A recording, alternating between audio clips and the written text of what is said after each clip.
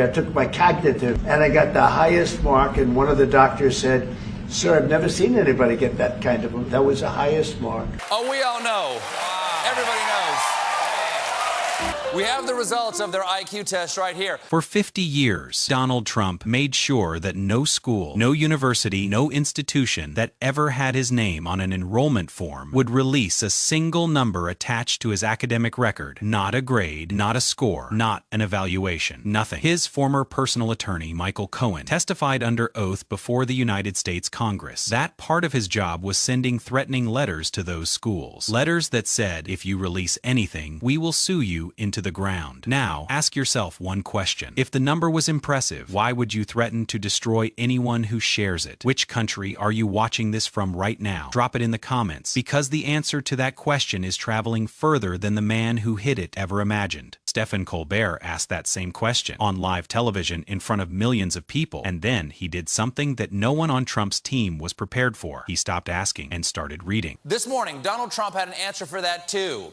I think it's fake news, but if he did that, I guess we'll have to compare IQ tests, and I can tell you who is going to win. Me too. This is narrative analysis, built around documented public statements, sworn congressional testimony, and a pattern that only becomes visible when you line up the pieces in the order they were meant to be hidden. The segment began the way Colbert's sharpest segments always begin. Quietly, no dramatic music, no flashy graphics, just Colbert sitting at his desk holding a folder, with the expression of a man who knows that what he is about to say is going to rearrange something permanent. He opened the folder and started with the brag. He played a montage, short clips, back to back to back. Trump saying he has one of the highest IQs. Trump calling himself a very stable genius. Trump claiming he'd win any IQ test against any opponent. Trump insisting that his brain is his greatest asset and that nobody in the history of politics has been smarter. Colbert let the montage run longer than usual. He didn't interrupt it with jokes. He didn't cut away for a punchline. He let it build, clip after clip after clip, until the repetition itself became the commentary. The audience started laughing by the fourth clip. By the eighth, the laughter had turned into something else, something uncomfortable. The sound of people recognizing obsession. Then Colbert stopped the montage, and he said, "So, let's see the evidence." He paused. Let the silence sit. Me too, because we have the results of their IQ test right here.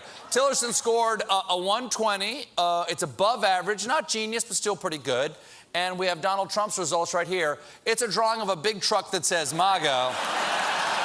He said, "Surely, a man who brings up his IQ this often must want us to see proof. Surely, a man who challenges other people to IQ tests has taken one himself and is eager to share the results." Another pause. He said, "So why did his personal lawyer testify under oath that his job was to make sure those results never saw daylight?" The audience went quiet, not comedy. Quiet. Trial. Quiet. The quiet of people who just realized the joke was never a joke. Colbert opened the folder wider. He pulled out a printed page. He said, "This is the Montreal Cognitive Assessment. This is the test that Donald Trump bragged about acing. The test where he remembered the words, person, woman, man, camera, television, and declared himself a genius for doing so." He held up the test. He showed it to the camera. Then he said, "This test is not an IQ test. It is a screening tool designed to detect cognitive decline in elderly patients. The questions include drawing a clock, identifying a picture of a lion, counting backward from 7. He looked at the camera, he said, and he bragged about passing it. The audience didn't laugh. They exhaled. The kind of exhale that happens when something you suspected gets confirmed in plain language on national television. If you are watching this right now and you want to see more moments where the myth meets the evidence, subscribe and hit that like button. Because this channel exists for one reason: to slow down the patterns that move too fast for most people to catch. Colbert continued. He said, "But here is the part that no one talks about. It is not the test score. It is not the brag. It is the letters." He described Michael Cohen's congressional testimony. He described the letters sent to Fordham University, sent to the Wharton School, explicitly threatening legal action if any academic records were released. He read Cohen's exact words from the public testimony transcript. How many times did Mr. Trump ask you to threaten an individual or entity on his behalf? Quite a few times. 50 times? More.